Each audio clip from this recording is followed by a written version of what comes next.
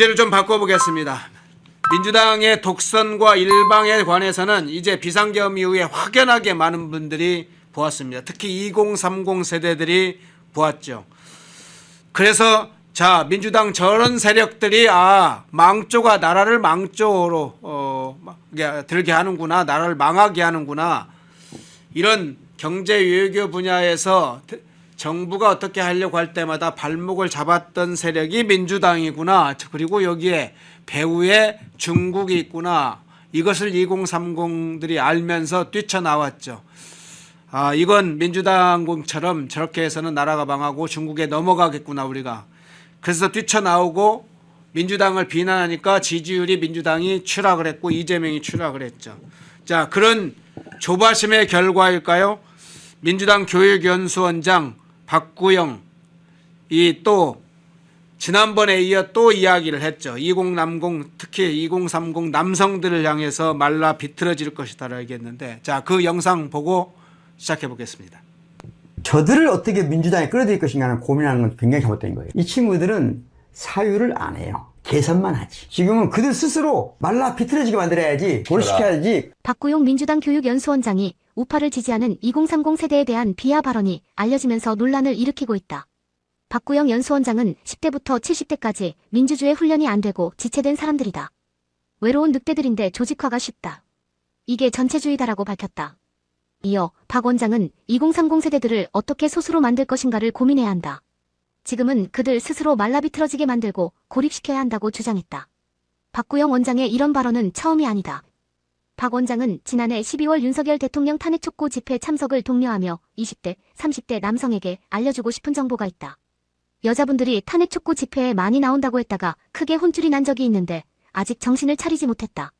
박구영 원장은 내 주장이 옳다. 우리들이 정의롭다. 젊은 애들은 뭘 모른다는 선민의식과 우월감에 가득 차 있는 586 운동권 출신이다. 2030 세대에게 지금 박구영과 같은 40대 50대는 꼰대 그 자체이다.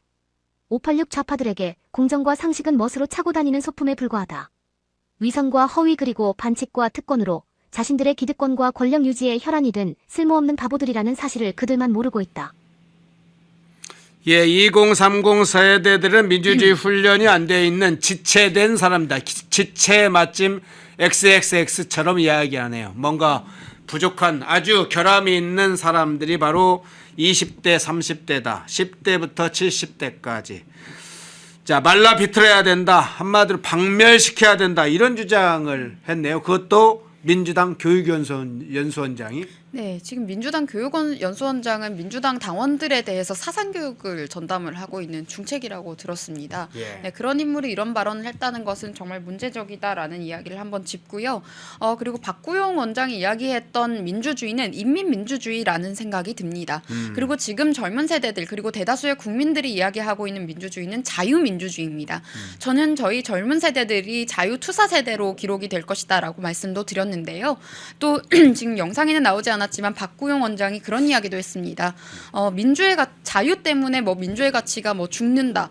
민주의 가치로 자유의 이야기를 못하게 해야 된다. 이런 뉘앙스의 이야기들도 했었습니다. 죄송합니다.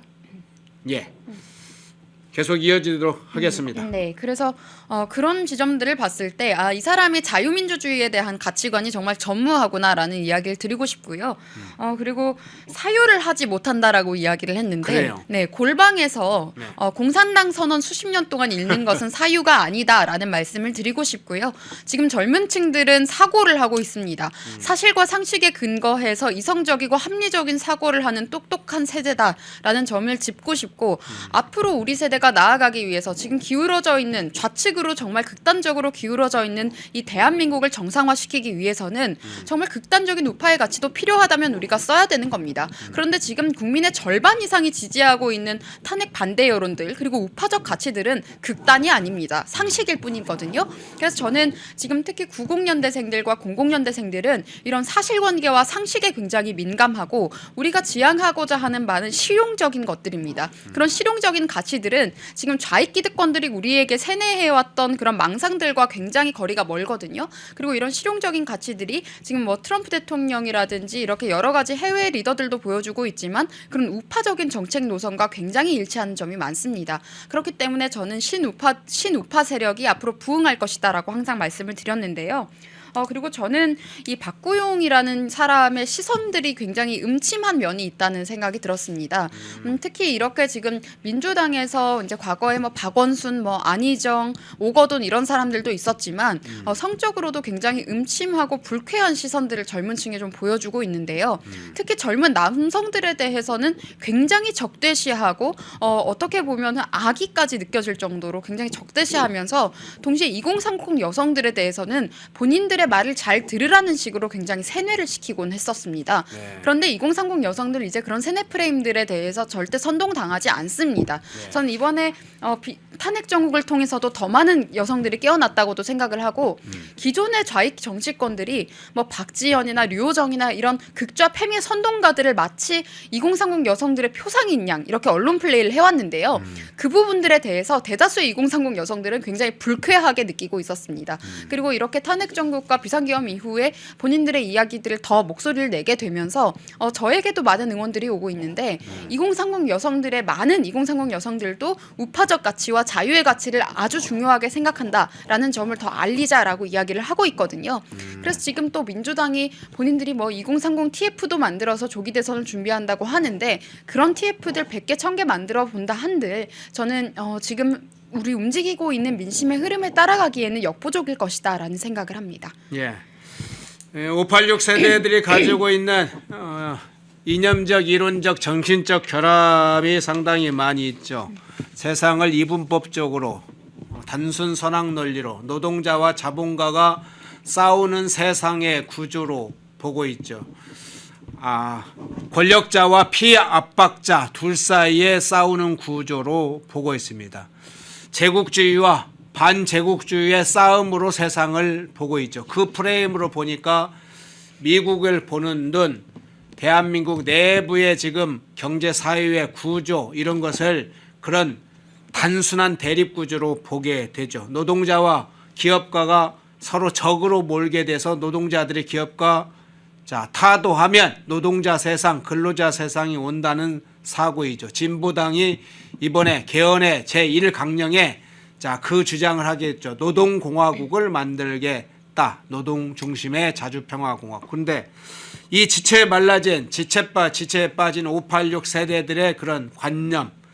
그런데 이 2030 세대들이 말라 비틀어질 것이다 하면 미래는 어떻게 됩니까? 대한민국의 미래는 2030이 우리의 미래인데 어느 세대보다도 지금 똑똑하다고 알려진 어느 세대보다 세계화와 정보화와 ICT의 그런 정보전에 가장 민감하고 가장 훈련되어 있다고 하는 지금 대한민국 20세대들 우리 문화를 세계 전파하고 있는 가장 뛰어난 2030 세대들을 지체화로 보고 말라 비틀어진 세력 아이들하고 보면 그렇게 본 박부영이나 이 좌파들은 대한민국 미래를 어떻게 보는 겁니까? 네, 몰락할 것이다. 뭐 이렇게 보는 것이겠죠? 네, 그리고 저는 이 박구영 교수가 저는 참 안타까운 점이요. 저희 어머니와 또래인데요. 그래요? 네, 근데 제가 보고 지금 이제 환갑의 나이를 앞두고도 아직도 본인의 자아 정체성을 알지 못하는 사람이다라는 생각이 들었습니다. 그러니까 이제 20살 때 기타 치고 여러 가지 구호를 외쳤던 그 시절에 젖어서 이제 내일 모레 환갑의 나이를 맞이한 사람인 것 같은데요. 이 정도의 착각이라면 저는 상담도 필요해 보이지 않나라는 생각이 듭니다. 그리고 지금 2030 세대들은요. 본인들이 지금 본인들의 20대 시절들보다 훨씬 더 책임감 있고 똑똑한 세대라는 점을 다시 한번 저는 말씀드리고 싶고 지금 일부 좌익 기득권들 저렇게 지금 박구영 교수와 같은 좌익 기득권들이 바라보는 시선을 2030이 느끼기에는 굉장히 불쾌하다라는 이야기도 드리고 싶습니다. 그리고 저희를 향해서 극우라고 몰아간다고 한들 아무 효력이 없을 거라는 말씀도 드리고 싶습니다. 저희는 그런 PC주의 프레임들에 대해서 굉장히 자유롭거든요. 만약에 극우물을 하면 그래 극우 극우몰이 해라. 근데 나는 상식을 말하는데 그게 네 눈에 극우로 보인다면 그래 극우 하겠다. 이게 지금 일반적인 우리 젊은 층들의 상식이다라는 말씀을 드리고요. 그리고 지금 젊은 세대를 향해서 우리를 말라비틀어지게 하겠다라고 했는데 그 말에 대해서 그래서 이제 청년들은 이렇게 이야기합니다. 그러면 우리는 홍수를 한번 내보겠다. 변화의 홍수를 쓰나미를 한번 만들어 보겠다. 지금 이런 이야기를 하고 있는 거거든요. 예. 지금 본인들이 우리를 가뭄에 이르게 하고 말라 비틀어지겠다고 하면 우리는 더 많은 기세로 승리하겠다라는 점을 한 번 더 말씀드리고 싶고요. 지금 여러 가지 탄핵 정국에 있어서도 청년들이 적극적으로 목소리 내고 있는 것이 어떠한 본인들의 이익을 위해서가 아닙니다. 정말 이 자유의 가치를 지켜야겠다는 그런 절박함에서 지금 나온 것이거든요. 굉장히 개개인들의 자발적인 움직임이 나오고 있기 때문에 이런 현상들이 훨씬 더 고무적인 것이고 저는 이 변화의 흐름이 이제 시작이라고 생각을 합니다. 윤석열 대통령의 비상계엄 이후에 시작이 된 이 변화의 흐름이 저는 앞으로 한 10년, 20년간은 더 큰 변화로 우리가 이어지지 않을까. 그리고 지금의 이 젊은 세대가 주류 세대가 되었을 때는 더 혁신적인 변화를 만들 수 있지 않을까 하는 그런 희망도 한번 걸어봅니다. 예. 네. 박 부위원장 보니까 586 세대 1968년생 전남대 철학과 교수라는 것이 확인이 됐어요. 칼 마르크스와 신자파 이론을 공부를 했다고 합니다. 마르크스의 가치론으로 학사를 받고 헤겔의 시민사회 지향에 관한 고찰로 석사학위를 받고 독일에 가서 그 관련된 논문으로 박사학위를 받았습니다. 그러니까 이 칼 마르크스와 레닌주의에 빠져 있는 그 신좌파의 그런 이론으로 지금 민주주의에 관해서 이야기를 했던 것이네요. 네, 그럼 그게 사실 20세기에 이미 실패했다는 것이 증명된 사상 아닙니까? 예. 이미 실험을 했고 실패했다는 것이 증명된 사상인데 2025년인 지금까지도 그 사상에 심취해 있다는 것은 본인이 사실 골방 철학자에 지나지 않는다. 현실을 알지 못하는 골방 철학자에 지나지 않는다는 사실을 스스로 알아야 될 것 같고요. 뭐 일종의 저는 피터팬 증후군일 수도 있다는 생각을 합니다. 자꾸 본인의 젊은 시절 정말 20살 시절에 도취가 된 상태로 이루어지지 않는 희망을 꿈꾸면서 계속해서 왜곡된 생각을 가지고 살아가고 있는 거잖아요. 그런 과정에 있어서 현실까지 부정을 하고 있는 흐름이기 때문에 근데 이런 사람이 거대 야당인 민주당의 사상교육을 전담한다? 저는 이런 상황이 조금 더 문제적이다라는 생각이 들고요. 이와 이어서 지금 이제 대통령께서 오늘 의견을 말씀하신 부분들이 있어서 네. 제가 간략하게 지금 전달을 받아서 조금 설명을 드리면 네. 지금 대통령이 계엄을 왜 했는지 2030 청년들이 특히 이해를 하고 지지를 보내주는 것에 대해서 대한민국의 미래에 대해서 희망을 본다. 청년들이 깨닫고 일어선다면 대한민국은 절대 반국가 세력에 의해 무너지지 않는다.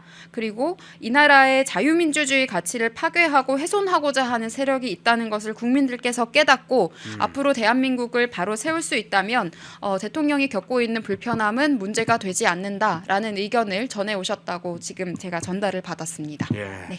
2030 세대에 대해서 특히나 각별한 애정을 표하시네요. 2030 세대들이 결국 우리 대한민국의 미래를 현재도 그렇지만 미래를 또 이끌어갈 세대들이기 때문에 2030 세대들이 깨쳐야 일어나야 대한민국이 일어나고 번영하고 위기로부터 탈출할 수 있다. 그런 생각을 하시는 것 같습니다. 네, 그리고 저는 예. 2030 세대가 문재인 정부 때 이미 공산화를 경험을 해본 세대이기 때문에 그렇군요. 네, 오히려 50대 중후반부터 6070까지 그러니까 반공에 대한 이념을 가지고 계신 그리고 직접 겪어보신 세대와도 지금 굉장히 사상적으로도 일치하는 측면이 많다고 생각을 합니다. 그렇다 보니까 그 자유의 가치에 대해서 중요하게 생각하는 것이 지금 2030 그리고 50대 후반부터 6070까지 10도 포함이고요. 1230 50대 후반부터 6070까지는 이미 저는 세대 통합도 이루어졌다고 생각을 하고요. 그 의견을 이제 주도적으로 이끌어가고 있는 것이 젊은 층이고 변화가 생긴 것이 젊은 층이기 때문에 조금 더 시각이 가는 것은 맞지만 이미 여러 가지 여론에서 저는 국민 세대 통합도 이루어졌다라고 보고 있습니다. 예.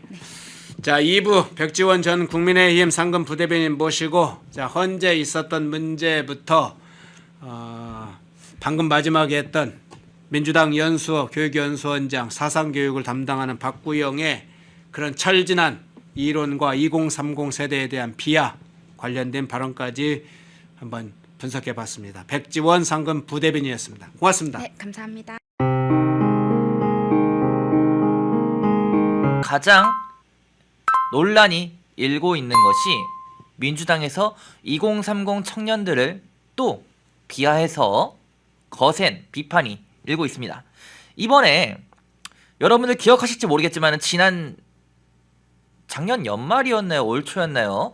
민주당 교육연구원장 박구용 씨가 그때에도 청년들을 비하했다는 논란이 일었었는데 이번에도 말라 비틀어져서 고립되게끔 해야 된다 이런 말을 해서 지금 기사가 그야말로 쏟아져 나오고 있습니다. 같이 보시죠. 자, 화면 분할로 해주세요. 2030 말라 비틀어지게 고립시켜야. 이게 어떤 이야기를 하다 이런 얘기가 나왔냐면은 지금 실제로 여론조사에서도 그렇고 거리로 나와서 청년들의 실제 데이터를 우리가 보더라도 인파를 보더라도 10대, 20대, 30대 청년들이 윤석열 대통령 탄핵 반대한다는 목소리가 점점 더 커지고 있습니다. 그래서 이에 대해서 과연 이러한 현상들을 그리고 이 인원들을 어떻게 민주당이 접근해야 되느냐 이 얘기를 하다가 뭐 이런 말을 했어요. 사유와 이런 거는 안 되고 이들한테 어떻게 가져오지 이런 얘기를 하는 것보다는 그들 말라 비틀어지게 한 다음에 고립시켜야 한다 이런 말을 한 거예요. 민주당 교육원장이라는 사람이. 이분이요, 이 박구용 씨요, 이미 지난번에도 청년들 비하했다가 논란이 일어서 사과한 적이 있습니다. 이번에 또 논란을 만든 거예요. 본인이 스스로 만든 거죠. 사과하면 뭐합니까? 또 같은 일이 발생하고 또 청년들 비하하는데, 그래놓고 청년들한테 민주당 안 찍어준다고, 민주당 왜 싫어하냐고 그런 식으로 갈라치기 하고 비하하려고 합니까? 본인들이 잘했어봐요. 잘했으면은 알아서 어련히 지지할 거 아닙니까? 누굴 탓하기 이전에 본인들 스스로 자아성찰하고 반성해야 된다 라는 말을 저는 드리고 싶고, 자, 지금 민주당은 뭐 청년뿐만이 아니라 이제 국민들을, 과반이 넘는 국민들을, 절반이 넘는 국민들을 뭐 내란 선동자, 극우 이런 식으로 몰아가고 있습니다. 민주당 비판하면 내란 선동이고 민주당 비판하는 국민들은 극우입니까? 그러면은 절반이 넘는 국민들은 다 내란 선동하고 극우 뭐 이러고 있는 거예요?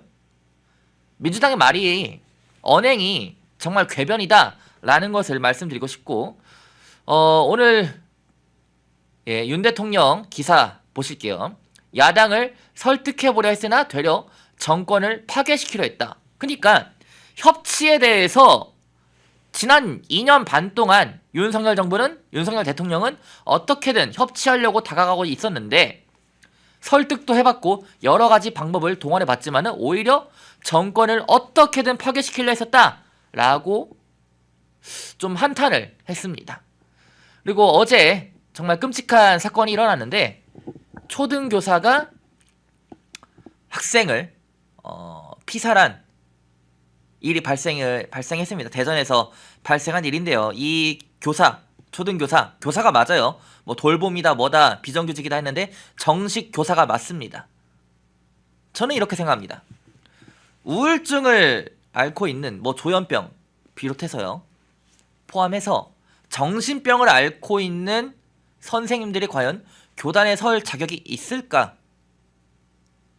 그 전부터 이미 말이 많았어요. 정신병을 앓고 있는, 우울증 포함해서 이런 선생님들이 교단에서 과연 제정신으로 학생들을 가르칠 수 있겠느냐, 그리고 학생들에게 위해를 가할 우려가 아예 없는 것이냐, 결국에는 사단이 발생했습니다.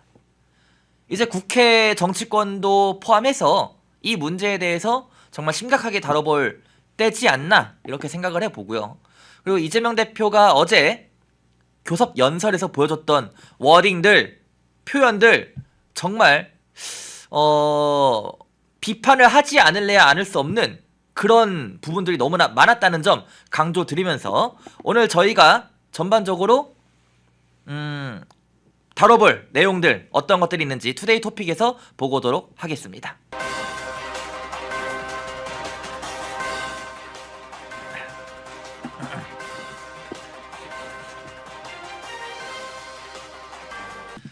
예, 바로 초대석 진행하도록 하겠습니다. 박민영 국민의힘 가짜뉴스 대응 단장 겸 대변인 나왔습니다. 안녕하세요. 안녕하세요. 거의 매주마다 이렇게 스튜디오에서 뵙고 있는 것 같은데, 우선 지난주 국민의힘 가짜뉴스 대응 단에서 발견한 정치권의 혹은 사회적 이슈에 대해서 여러 가지 가짜 뉴스 혹은 거짓된 왜곡 선동 어떤 것들이 있는지 설명 부탁드릴게요. 네, 일단은 첫 번째로 그 노종면 민주당 원내 대변인이 이제 예. 펜앤드마이크에서 윤석열 대통령의 지지율이 과반을 넘어섰다라는 예. 조사 결과가 나오지 않았습니까? 이에 대해서 펜앤드마이크가 듣보잡이라는 식으로 비하 표현을 해서 저희가 이 미디어 TV에서 바로 비판 성명을 냈고요. 예. 이에 노종명 원내 대변인이 좀 의식을 좀 하셨나 봐요. 그래서 바로 듣보잡이라고 표현을 한 것은 그런 펜앤드마이크나 조사 기관이 아니라 조사 결과 그 자체였다. 뭐 이런 식으로 말장난을 또 쳤습니다. 조사 수치에 대해서 뭐 이런 말을 하더라고요. 예, 그러니까 뭐 그 주체를 비하할 필요는 없었고 결과만 비하한 것이다라는 궤변을 펼친 것인데 그래서 예. 제가 또 페이스북 메시지로 그럼 제가 노종명 대변인이 아니라 노종명 대변인의 지능이 문제다라고 하면 비난을 안 한 게 되는 거냐? 예. 뭐 이제 이런 궤변 그리고 예, 실제로 저희가 또 그 여론조사들을 좀 비교를 해봤거든요. 예. 그러니까 노종명 원내대변인이 무슨 뭐 범죄에 가까운 사기 여론조사다 이렇게 약간 좀 비하를 했는데. 네. 그게 그 이유가 그런 거거든요. 이게 다른 질문지들 때문에 좀 야권의 적대적인 질문지 때문에 중간에 이제 전화를 끊는 사람들이 많아지면 결과가 왜곡된다 이런 논리인데 그 당시에 이제 MBS 같은 좀 더 메이저 여론조사라고 하죠. 예. 그런 여론조사나 심지어 여론조사 꽃 같은 여론조사와 비교했을 때도 그 중도 이탈률 자체가 펜앤드마이크 여론조사가 결코 높지 않았습니다. 그렇기 때문에 편향이 없기 때문에 예. 그 노종명 원내대변인이 구체적으로 뭐가 문제라고는 지적을 못하고 그냥 이런 원색적인 비난만 쏟아부었다. 예. 뭐 이제 이런 결론으로 본전도 못 찾은 뭐 이런 사건이었죠. 예, 예. 이런 부분들이 하나 있었고요. 또한 예. 두 번째 이제 민주당의 강선 의원이 영국 로이터 통신의 보도를 짜깁기 해서 인용하면서 이 대왕고래 프로젝트가 세계적으로 웃음거리가 됐다. 좀 이런 식으로 좀 홍보물을 만들어 뿌렸습니다. 그래서 예. 저희가 근데 그 로이터 통신 보도를 살펴보면 어떤 뭐 윤석열 정권의 그런 대왕고래 프로젝트에 대한 가치 판단은 전혀 없고 그냥 그 산자부의 발표를 그대로 인용한 스트레이트 기사였거든요. 네. 그래서 이것은 그 민주당이 잘 쓰는 수법 있지 않습니까? 마치 외신들도 정권을 비판한다. 약간 이런 식으로 자신들의 공신력이 없으니까 외신의 공신력을 따와서 소위 검은머리 외국인들 예. 그런 좌파 출신들 뭐 이제 그런 걸 많이 사용을 하는데 좀 비슷한 수법으로 저희는 인지를 했고요. 예. 그러니까 이에 대해서 오히려 짜깁기 보도로 대왕구라를 치는 쪽은 민주당이다. 뭐 저희가 이제 이런 식으로 되치기를 한번 했었습니다. 예. 또 이제 마지막으로 이거 저희가 조금 크게 하나 프로젝트를 했던 건데 이번 주말에 동대구역 집회가 정말 대대적으로 맞아요. 있었잖아요. 예, 예. 그래서 거의 그 이제 매일신문 집계로는 AI 집계를 해보니까 15만 15만 명 인파가 몰렸다. 그러니까 역대 최대 규모라고 이야기를 하는데 이런 것들을 과연 레거시 미디어들은 어떻게 보도를 하고 있는지 저희가 일일이 다 검수를 해봤습니다. 예. 그래서 매체별로 그러니까 전반적으로 이제 종편 뭐 TV조선이나 채널A 같은 경우에는 그렇게 편파적인 보도를 하지 않은 반면에 또 이제 그런 거 있지 않습니까? 우파 단체는 우파라고 표현하고, 그러니까 민주당 시민은 시민 단체라고 표현하고. 맞아요. 그러니까 특히 이번에 MBC나 JTBC는 뭐 아니나 다를까 MBC에서는 극우 집회라고 또 비하를 했고요. 예. 그 JTBC는 극렬 지지자다라고 표현을 또 하면서 소위 그 극우몰이를 또 시도를 한 측면들이 있었습니다. 저희가 이에 대해서 언론사별로 조목조목 보도 양태들을 다 비교를 하는 성명을 냈고요. 그래서 어제 이 신동욱 그 저희 수석 대변인께서도 언론인들을 상대로 더 이상 우리 보수 지지자들을 극우몰이해서는 안 된다. 그러니까. 왜 누구는 극우고 누구는 시민이냐. 예. 이런 식으로 언론이 재단하고 가치 판단을 하는 것 자체가 문제가 있다. 이제 이런 식으로 당이 공식적으로 메시지를 냈었습니다. 참 그렇죠. 집회 얘기가 나온 김에 바로 이어가 보자면은 지난 주말에 정말 어마어마한 인파가 몰렸어요. 동대구역인데 매일신문 AI가 이제 직접 계산을 한 거니까 더 정확할 예. 겁니다, 여러분들. 15만 명이 몰렸다고 합니다. 전국에서는 뭐 다 합치면 100만 명 되는 것도 아니냐 이런 얘기도 나오고 있는데 지난 맞습니다. 주말에 전국 곳곳에서 어마어마한 인파가 몰려 탄핵 반대를 외쳤습니다. 좀 어떻게 보시나요, 이런 현상들? 그러니까 사실 지난 이제 부산 집회보다 거의 5배 가까운 규모였다라고 하지 않습니까? 예. 그러니까 경찰 추산이 상당히 보수적으로 추산을 하는데도 불구하고 지난 부산에서의 집회가 약간 12,000명 정도였다라고 하면 이번 대구 집회는 경찰 추산으로도 5만 명이 넘었다라고 하니까 맞아요. 가히 이제 상상 초월의 규모다라고 할 수 있겠고요. 그렇죠. 그러니까 또 AI에서 15만 명이라고 하는데, 그러니까 실제 이제 그 현장에 가봤던 이제 분들의 그런 말씀을 들어보니 뭐 이런 비유를 또 하시더라고요. 그러니까 보통 야구 경기장을 꽉 채우면 한 25,000명 정도가 들어가는데 예. 한 야구 경기장 5개, 6개 정도를 붙여놓은 정도의 규모였다라고 하니까 또 얼추 15만 명 그 이상 정도의 또 체감 인파였던 것으로 보이고요. 그러니까 이게 또 재밌는 상황이 하나 있었더라고요. 이재명 대표가 좀 이런 게 많이 의식이 좀 됐었나 봅니다. 그래서 그 제명인의 마을에 있지 않습니까? 네. 그러니까 본인이 그 자기 지역구의 당원들을 상대로 탄핵 찬성 집회를 좀 나와달라 또 그렇게 읍소 메시지를 보내고 또 이제 그 제명인의 마을의 카페 스태프가 그 이재명 대표의 글을 그대로 올려서 마치 좀 소위 개딸 동원령을 내린 것처럼 이제 이런 돼버렸죠. 그래서 좀 카페 스태프 때문에 좀 이런 이재명 대표의 좀 조바심이 오히려 드러난 꼴 아니냐 이제 이런 좀 비판과 좀 조롱들도 있었는데요. 예. 근데 그럼에도 불구하고 당 대표 차원에서 동원령을 내렸는데도 불구하고 좀 민주당 쪽 탄핵 찬성 집회 참석자들은 많이 잡아봤자 5,000명 정도. 맞아요. 였다고 하니까 사실 대구 집회에 비하면 거의 30배 차이가 나는 거잖아요. 그렇죠. 그러니까 심지어 국민의힘에서는 저희 지도부 차원에서 적극적으로 독려하고 그러지도 않았습니다. 개별 의원들이 참석을 한 것인데 예. 동원령을 내린 것보다 30배가 많다. 이것은 정말 정당 대 정당의 싸움이 아니라 이건 정말 국민과 이거 민주당 기득권의 싸움이다. 그러니까 이런 구도로 지금 양상이 이어지고 있다라고 생각을 하고요. 또 이제 전한길 선생님의 그런 또 인파 그 동원 능력 자체에 대해서 또 대단히 높게 평가할 수 있을 것 같습니다. 그래서 예, 대구에서도 상당히 또 강력한 메시지로 지지세를 또 모아주셨던 걸로 보이고 그렇죠. 또 저희가 또 상당히 고무적이었던 점이 원래 좀 이 가정 내에서의 어떤 평화를 위해서 3월 1일까지 활동을 하겠다라고 예. 하셨다가 그런 제한 없이 하겠다. 그러니까 와이프께서 허락을 또 해주셨다. 뭐 이제 그런 얘기들도 또 그럼 이제 있었던 것 기간이 같더라고요. 활동 기간이 좀 늘어난 건가요? 그러니까 조금 더 오래 활동을 하겠다 이제 그런 의지를 천명을 하신 것 같아요. 그래서 좀 가족 얘기를 상당히 많이 하시면서 우리 2030 세대 청년들과 끝까지 함께 하겠다 이제 뭐 야. 그런 의지를 또 표명을 해주셨던 것 같습니다. 참 그렇죠. 탄핵 찬성 집회는 5천도 안 모이는데, 그러니까 이게 레거시 미디어가 참 많이 반성을 해야 되지 않나. 그렇죠. 라는 생각이 들고 결국 어쨌든 간에 점점 더 많은 청년들이 거리로 쏟아지고 있음에도 불구하고 민주당 박구영 씨는 또 이런 말 했어요. 2030 말라 비틀어지게 고립시켜야 한다. 아, 이거 뭐 그냥 2030 말라 비틀어지게 고립시켜서 묻어버리자 뭐 이런 거랑 다를 바가 없는 그런 뉘앙스의 발언인데 예. 해당 소식 접하시고 좀 어떤 생각이 드셨나요? 그러니까 사실 민주당이 지금 굉장히 조바심이 나는 것 같습니다. 왜냐하면 자신들은 5,000명 수준밖에 없는데 이쪽은 자발적으로 15만 명이 모인다. 그래서 사실 제가 다른 방송에 나가도 일부 극우들의 준동이다. 좀 이런 식의 표현을 상대 측 패널에서 자주 사용을 하세요. 그런데 이게 대단히 잘못된 표현인 것이 이번에 또 리얼미터 여론조사를 보면 어제 발표가 됐지 않습니까? 20대 같은 경우에는 정권 연장 여론이 52.9%로 52.9%. 예, 정권 교체의 여론 38%보다 오차 범위 밖에서 한참 앞서는 결과가 나타났습니다. 그러니까 젊은 세대 일부가 시위에 나가는 것이 아니라 오히려 이 시위에 나가는 젊은 세대가 정말 소수일 정도로 이 실질적인 통계적인 여론이 나타나고 이제 있다라는 것이고요. 그러니까 이에 대해서 민주당이 초기에는 그 소위 남녀 갈라치기를 했습니다. 그러니까 여성들은 이 민주당의 탄핵 찬성 집회에 오는데 젊은 남성들은 동참을 안 한다. 예. 사실 그 비하를 했던 것도 이 박구용 민주당 이제 박구용. 또 교육 원장이었죠.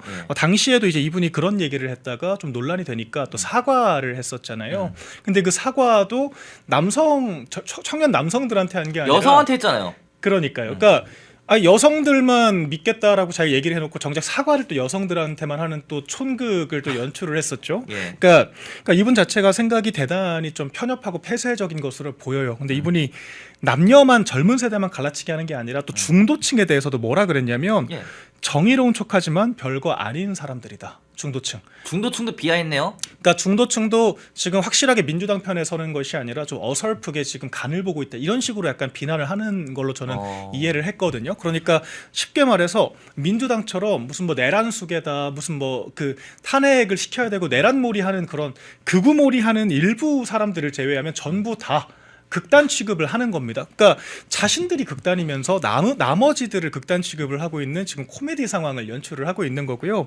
이게 또 하나 재밌는 게 그러니까 2030 세대를 의식 자체가 지체되어 있다. 의식이 지체되어 있다. 이렇게 표현을 하면서 그러니까 2030을 우리가 이분의 주장이 설득하고 끌어들여야 되는 게 아니라 철저히 고립시켜야 된다. 말라 비틀어지게 해야 된다. 이제 이렇게 말씀을 하신 거잖아요. 그렇죠. 그러니까 저희가 바로 즉각 또 이제 반박, 비판, 논평을 냈습니다. 이게 바로 그 86세대 운동권의 비뚤어진 이 자식 세대를 바라보는 인식 아니냐. 그러니까 그런 부분에 대해서 또 민주당이 강력하게 비판을 해서 오늘 보도가 많이 나가고 있더라고요. 그래서 이런 것들은 정말 많은 분들이 보시고 이 민주당의 실체를 알아야 한다라고 생각합니다. 그렇죠. 네. 예, 그러니까 이게 그렇죠. 지금 많은 분들이 민주당이 이러한 행태들을 보고 오히려 극좌들의 폭거, 그렇죠.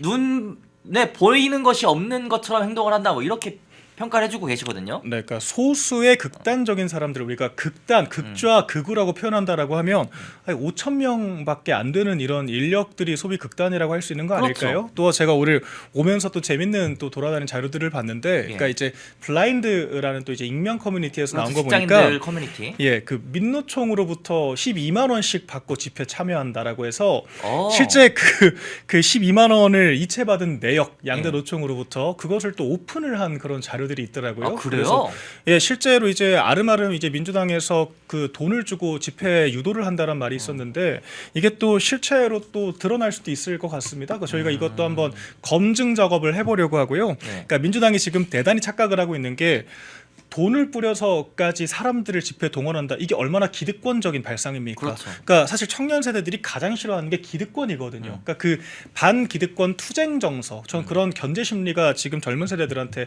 팽배 있다라고 생각을 하거든요. 그러니까 지금 사실 윤석열 대통령께서 제가 이제 대통령실에 있을 때도 예. 저한테 여러 말씀을 해주셨는데 그 중에 가장 인상적이었던 것이 청년들은 기득권의 포로가 되지 않는다. 저는 이 말씀이셨습니다. 그러니까 지금 이 젊은 세대 인식을 정말 제대로 이해를 하고 계시다라고 생각을 하는데 예. 지금 소위 이제 수사기관들, 그러니까 검찰과 경찰과 하다못해 군인들까지 장성들까지 민주당 유튜브에 나가서 참회의 눈물을 흘리고 맞아요. 지금 뭐 헌법재판소, 뭐 서부지법, 뭐 중앙선거관리위원회 할 것 없이 사실 민주당에 사유화되어 있고 편파적이고 불공정한 행정을 한다라는 너무 많은 문제의식들이 있잖아요. 그렇죠. 그래서 이제 그것들이 바로 그 젊은 세대들이 민주당을 기득권으로 인식하게 된 좀 배경이라고 생각을 하고 실제로 윤석열 대통령이 지금 수사를 받는 방식도 예. 그러니까 뭐 서신도 금지시키고 접견도 금지시키고 그렇죠. 그러니까 사실 거의 뭐 현직 대통령을 이 마약 수사 형사들까지 동원해서 체포를 한다라는 것 그러니까 이런 일련의 과정들이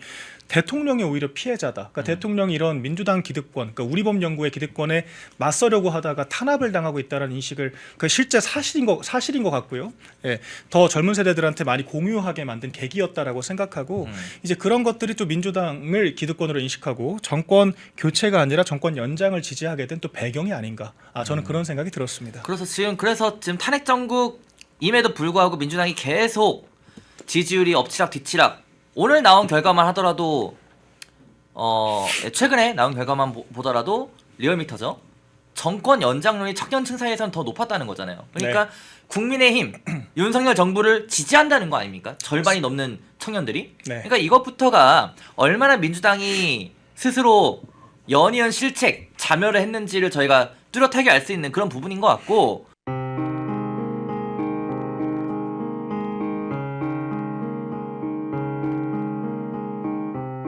자, 백지원 대변인의 시원한 그런 논평 한번 들어보겠습니다. 대변인님 어서 오십시오. 네, 안녕하세요. 자, 이 박구용인가는 이 교육원장 제가 좀 찾아보니까요. 1968년생이더라고요. 네. 그러니까 뭐 요즘 한국 나이로 치면은 네. 뭐 57세가 이제 되는 건데 네. 전라북도 순창에서 태어났고 전남대학교 뭐 전주고등학교 전남대학교 나와서 그리고 전남대 철학과 교수를 하고 있습니다. 그런 사람인데 방송에 나가서 2030 청년들은 사유를 안 해, 계산만 해 그러면서 말려 죽여야 된다 그런 얘기입니다. 그런 얘기를 이제 떠들었는데 네. 2030이시잖아요. 네. 이런 얘기를 들으니까 기분이 어떠세요?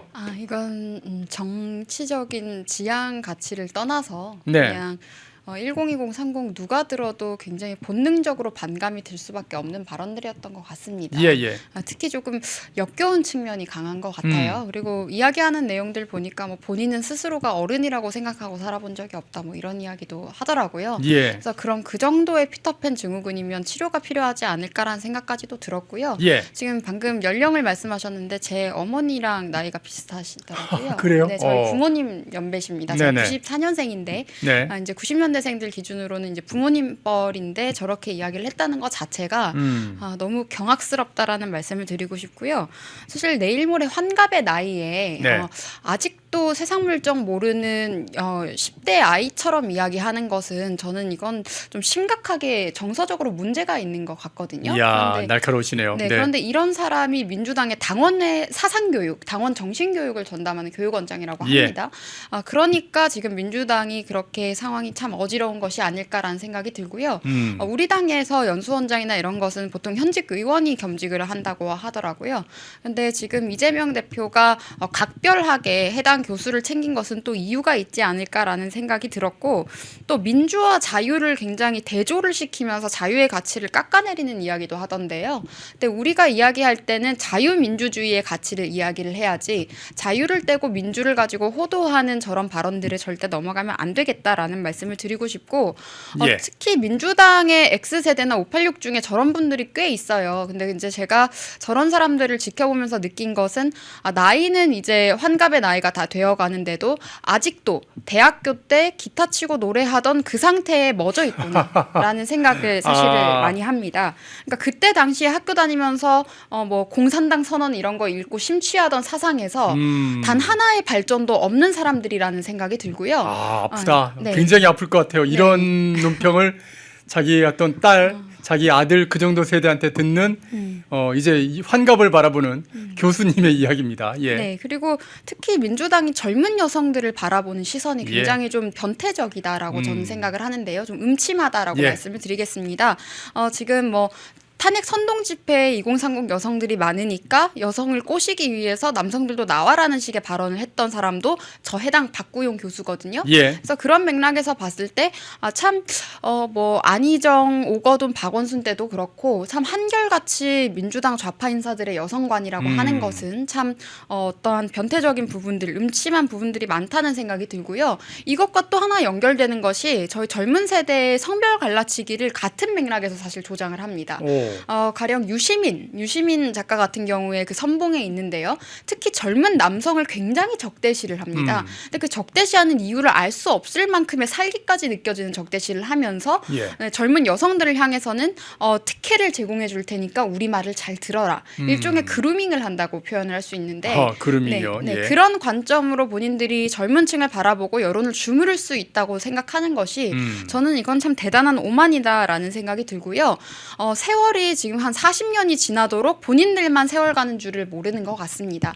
그동안 정말 강산이 변해도 4번은 바뀐 것이고 특히 젊은 층 같은 경우에는 저런 선동에 넘어가지 않는 이유가 제가 매체에 대해서 늘 말씀을 드렸는데 지금 90년대생들도 이제 10대 때부터 뉴미디어를 접했지만 지금 00년대생들은 이미 태어날 때 뉴미디어가 있었습니다. 그렇죠. 네, 그렇기 때문에 스스로 정보를 찾아보고 사실관계를 체크하는 것이 굉장히 빠르고 습관화가 되어 있기 때문에요. 저렇게 일부 사람들이 호도하고 선동한다고 끌려가지 않고 일단 의심을 하고 비판적으로 스스로 체크를 합니다. 그러니까 이렇다 보니까 지금 00년대생들, 90년대생들을 중심으로 해서 윤석열 대통령에 대한 지지가 올라가는 것도 같은 맥락이에요. 대통령은 지금 사실관계에 대해서 이야기를 하고 있는 것이기 때문에 그래서 더 지지를 받고 있는 거고요.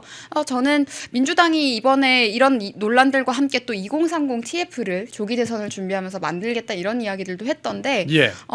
글쎄요. 2030 TF를 만든다고 해서 2030의 지지를 얻을 수 있을 거라고 생각하지는 않습니다. 과거에도 민주당이 이런 식의 접근을 했었는데요. 가령 뭐 박지원 전 위원장이라거나 이렇게 내세우곤 했는데 저에게 많은 지지를 보내주고 계신 1020, 30 여성들이 하는 이야기가 기성 언론들이 그리고 기성 정치인들이 1020, 30 여성 우파가 있다는 사실을 숨기지 못하게 해달라.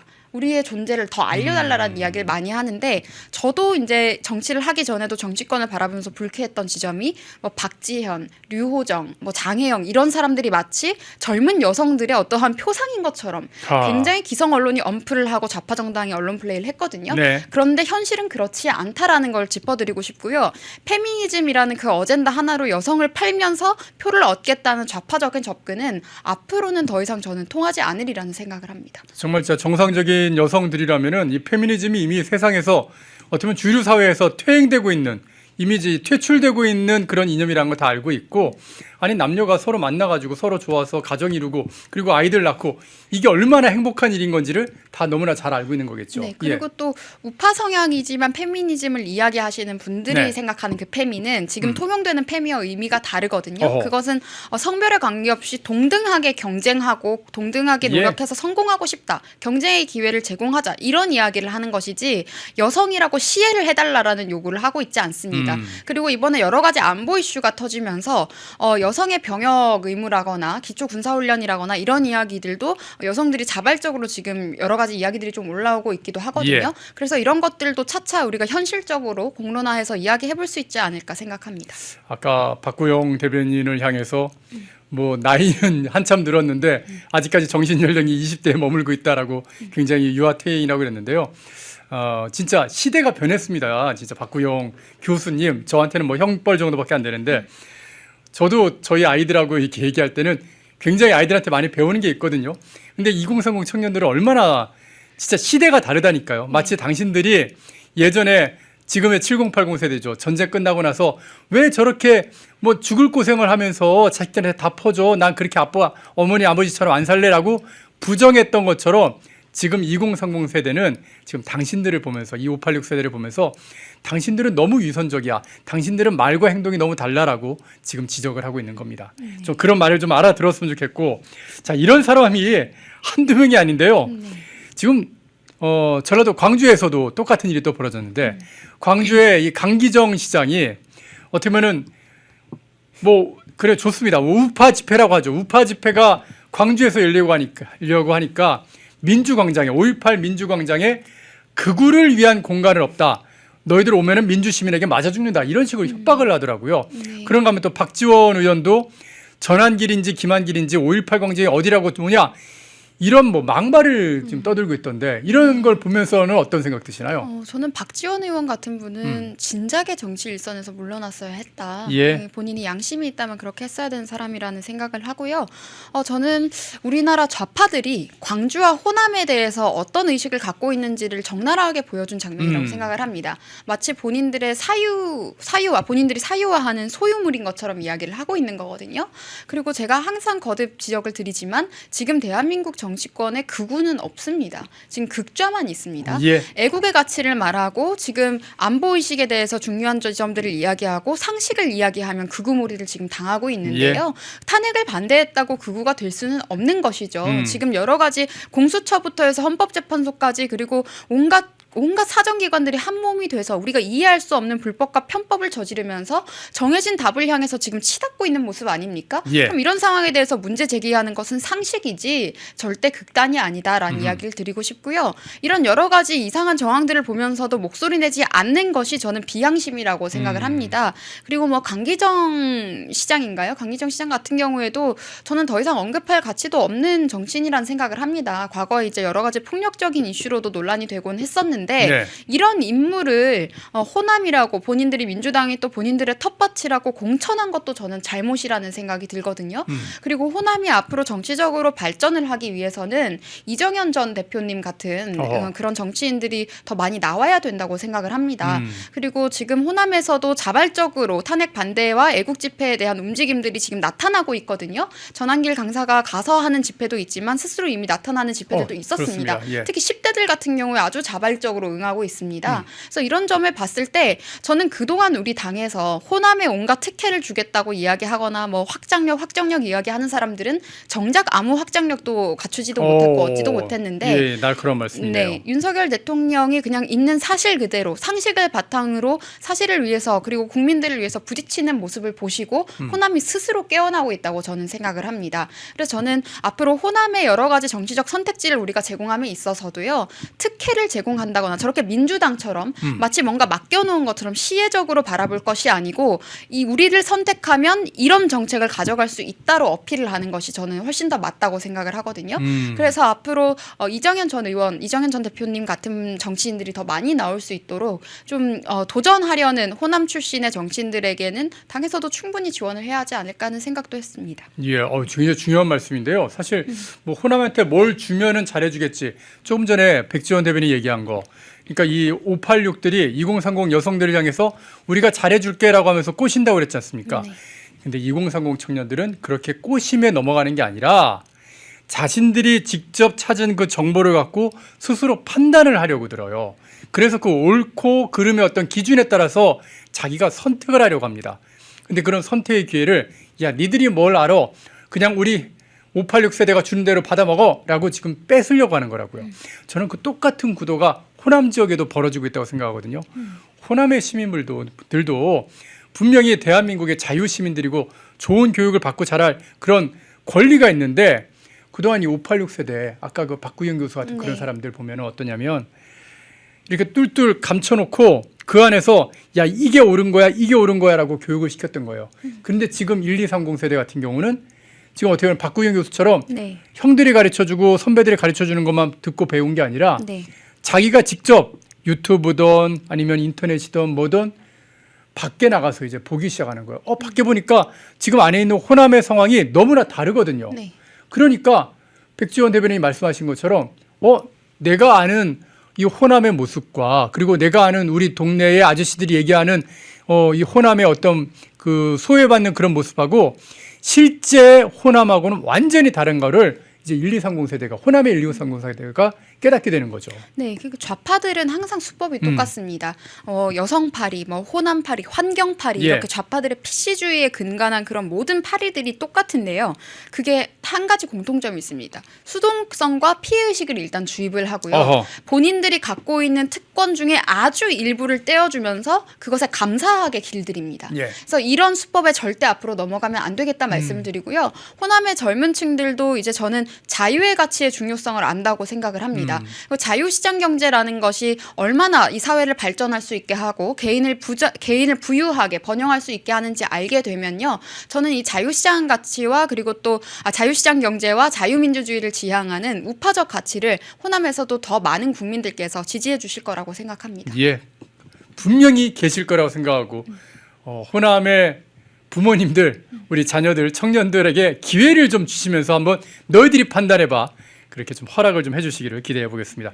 그나저나 이 어떻게 보면 세이브 코리아가 광주 이번 주에 가지만은 지난 주에는 대구에서 진짜 어마어마한 인파를 갖다가 모았는데 여기서 이철우 경북도지사가 애국가를 불렀는데 고발을 당했다는 이게 뭔 얘기인 건가요? 저는 민주당이 이로써 반국가 세력임을 자인했다고 생각을 합니다. 이철우 경북지사가 참여를 해서 예. 거기서 애국가를 불렀었는데요. 네. 애국가는 대한민국 국민이면 언제든지 불러도 상관없는 노래입니다. 예. 그런데 이걸 가지고 마치 문제가 된다는 듯이 정치 중립성을 뭐 위반했다? 그러면은 민주당은 대한민국 정당이 아닙니까? 정치 중립성을 위반하지 않기 위해서는 무슨 북한 노래라도 뭐 불러야 된다는 겁니까? 저는 예. 이걸 보고 민주당의 정체성이라는 것이 역시 북한과 중국을 향해 있음이 명확하구나라는 생각이 들었고요.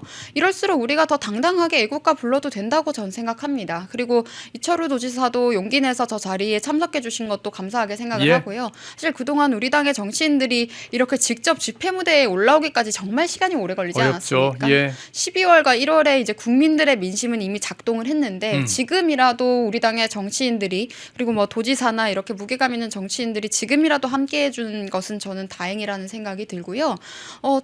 민주당한테 저는 되묻고 싶습니다. 그럼 본인들이 생각할 때 대한민국 애국가는 무슨 노래입니까? 인물 애국가가 위한 행진곡은 아니겠죠? 네, 설마? 무슨 노래를 불러야 됩니까? 어허. 저는 그걸 한번 되물지 않을 수가 없고요. 이런 것 때문에 청년들이 특히 더 분개하는 겁니다. 상식 아닙니까? 애국가는 대한민국 국가라는 것은 상식인데 예. 애국가를 불렀다는 이유로 이런 식으로 호도당하고 괴롭힘 당하고 그러니까 민주당이 이야기하는 것 자체가 상식적이지 않고요. 반국가적이라는 것에 정말 분노하고 있는 겁니다. 특히 종북 종중적인 저런 행태들에 대해서 그동안 청년들이 기회를 빼앗겼던 이유가 저런 좌익 기득권들 때문이었다는 것을 알게 되었기 때문에 더더욱 분노하고 있다 말씀드리겠습니다. 민주당이 고발한 좀 더 구체적인 사유를 뭐 설명을 드린다면 정치적 중립성. 그러니까 세이브 코리아 집회가 정치적인 성격을 갖고 있는데 거기에 왜 들어가냐? 그러니까 윤석열 대통령 탄핵에 반대하는 집회인데 거기에 정치적 중립성이 있는 그런 경북도지사가 참여했다. 그걸 갖고 이제 꼬투리를 잡는 건데요. 여기 써 있지 않습니까? 2016년에 성남시장 시절에 이재명은 청계광장 촛불 집회, 박근혜 대통령 퇴진 거기에 가서 피켓 들고 있는 거 여러분 좀만 검색해보면 사진 다 있습니다. 그랬던 사람들이 어디다 대고 지금 고발이고 거기서 애국가 불렀다고 고발을 해요. 하여튼 웃기는 사람들입니다. 일단 자기네들 마음대로인데 근데 이런 상황 속에서 이렇게 어떻게 보면 민주당이 무리수를 두는 건요. 네. 요즘 이재명의 지지율 또 민주당의 지지율이 왔다 갔다 하기 때문이라고 생각이 되는데 네. 요즘 민주당의 이재명 대표 뭐라 그럴까요? 지금 어떻게 보면 자기 정체성을 완전히 잃어버린 것 같아요. 네, 뭐 이재명이라는 사람이 사실 정치적으로 가진 정체성이 저는 없다고 생각을 합니다. 그나마 하나 짚을 수 있으면 저는 공산주의자, 본질적으로 공산주의자이고 사회주의자이고 전체주의자다라고 생각을 하는데 그러면서 본인의 이익에 따라서는 기회주의적으로 말을 아무렇게나 바꿉니다. 예. 뭐 가령 뭐 미군을 점령군이라고 하고 그랬다가 또 미국이 중요하다라고 이야기를 하거나 아니면 중국에 가서 머리를 조아리고 씨에씨에 하다가 또 뭐 중국 견제해야 된다고 하거나 이렇게 오락가락하는 이야기들도 많았잖아요. 그 중에 한 가지가 있는 게 지금 최근에 이제 노동 문제에 관련해서 이야기들이 있었는데요. 저는 참 납득되지 않았던 것이 지금 이제 우리가 반도체 특별법으로 해서 예. 우리가 근로시간을 연장하는 내용들을 포함을 시켜서 정부와 여당이 개정을 하려고 추진 중인데 예. 처음에 이재명 대표가 동의하는 척 해놓고 또 안 되겠다라고 또 이야기를 당내 했습니다. 반말이 좀 생겼거든요. 네, 예. 그게 이제 좌파들이 가지고 있었던 그 노동계의 눈치를 아마 본 것 같아요. 민노총이라거나 민노총이 이제 뭐라고 하니까. 네, 예. 이익관계에 있어서 눈치를 본 것 같은데 차라리 저는 이재명 대표가 이제 우클릭을 할 거면 차라리 확실하게 정부 여당의 안을 수용을 했다면 그들이 늘 이야기하는 중도층의 1%의 소구력이라도 가지고 갈 수 있었을 것 같은데요. 지금 이도저도 아닌 모습을 보였기 때문에 양쪽 다에서 환영을 받지 못하는 행보를 보이고 있다라고 말씀드리고 싶고 저는 일단 본질적으로 이재명 대표가 정책들에 대한 이해가 있다고 생각하지 않습니다. 지난 대선 토론 과정에서도 우리나라가 기축통화국이 될 것이다라고 이야기를 한다거나 예. 뭐 우크라이나 전쟁에 대해서도 뭐 우크라이나 탓이라고 이야기를 한다거나 이런 여러 가지 장면들이 있었거든요. 그래서 이재명 대표는 어떠한 정책에 대해서 충분히 공부를 하고 본인의 견해를 밝힌다기보다는 그때그때 이렇게 말하면 좀 유리하겠다 싶은 방향으로 말을 오락가락하다 보니까 줏대도 없고 일관성도 없이 이렇게 기회주의적인 모습만 남았던 것 같은데요. 참 민주당도 앞으로 공당으로서 네. 국민들께 조금이라도 인정을 받고 싶다면 저는 이재명이라는 악성 종양을 이제 떨쳐내야 되지 않나라는 생각을 했습니다. 야, 진짜 오늘 백지원 대변인의 진가를 보는 그런 논평인 것 같습니다. 아주 그냥 조곤조곤 이재명 대표를 패버리질 않나. 그래서 암덩어리라고 빨리 떨쳐야 된다, 제거해야 된다 그러고 있고 또 박구영 민주교육원장을 향해서는 나이만 많았지 이 애야 하면서 지금 또 이렇게 조곤조곤 패는 그런 모습을 봤는데 진짜 다 파묘당하는 그 모습에 좀 많은 분들이 또 이제 통쾌하다, 옳다, 속 시원하다 그렇게 좀 댓글을 달아주는 것 같습니다. 뭐 이런 우스갯소리도 있더라고요. 이재명은 주사파다. 왜냐? 주 4일째를 얘기하니까 주사파다. 네. 근데 참 기막히게 이렇게 또 밈이 맞는 아재 개그가 있었습니다. 예, 어쨌든 자 백지원 대변인과 함께 지금 진짜 민주당 정신 못 차리고 있는 그 상황들 2030을 민심 잡아보겠다고 하면서 정작 2030들이 무슨 생각을 하고 있는지는 전혀 관심도 없고 파악도 못하고 있는 뭐 민주당의 상황들 그리고 말만 하면은 다 문제가 해결될 거라고 생각하고 있는 이 이재명의 아주 저급한 그런 상황들 한번 하나씩 정말 시원하게 논평 들어봤습니다. 백지원 전 국민의힘 상금 부대변인과 함께했습니다. 오늘도 논평 잘 들었습니다. 네, 감사합니다. 예, 백지원 대변인이 국민의힘 108명보다 낫다고요? 예, 저도 동의하겠습니다. 예, 참 잘하죠. 2030 세대가 저희 같은 저는 이제 586까지는 아니고 X 세대 정도쯤은 되는데 저희보다 훨씬 더 똑똑하다는 거에 저는 동의를 합니다. 예.